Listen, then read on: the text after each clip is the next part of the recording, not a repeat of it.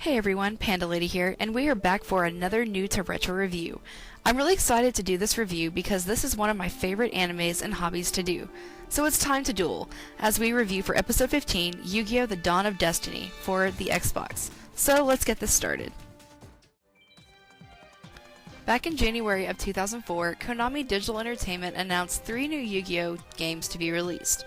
One for the Game Boy, Yu-Gi-Oh! World Championship Tournament 2004, for the PC, Yu-Gi-Oh! Power of Chaos, Kaiba the Revenge, and Yu-Gi-Oh! Xbox, which was a working title at the time but later became known as Yu-Gi-Oh! The Dawn of Destiny.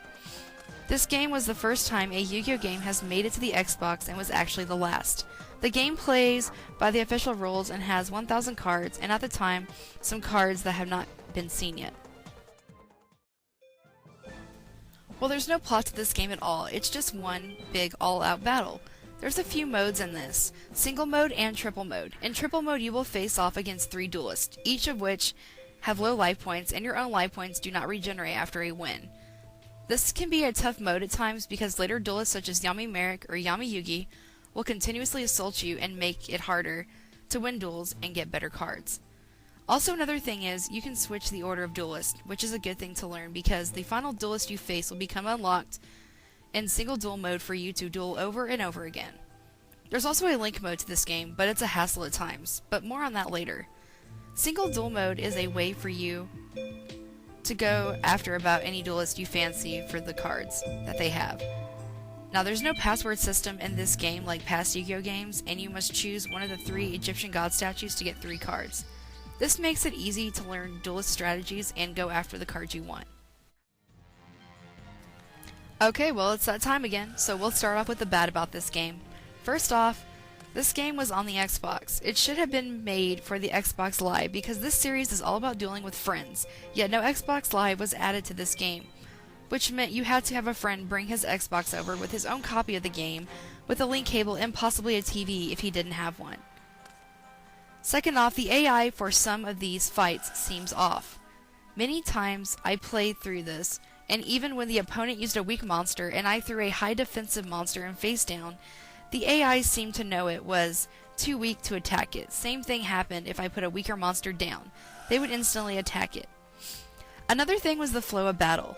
While it ran smooth and all, the monsters appearing on the screen were very lackluster and just stood there and left the screen after an attack. They didn't even move to attack at all, and it just didn't help simulate the dueling experience. Also, starting off is rough because like all Yu-Gi-Oh! Games, you have weak cards, but here in this game, unlike the Game Boy ones, the cards felt weaker than they needed to be.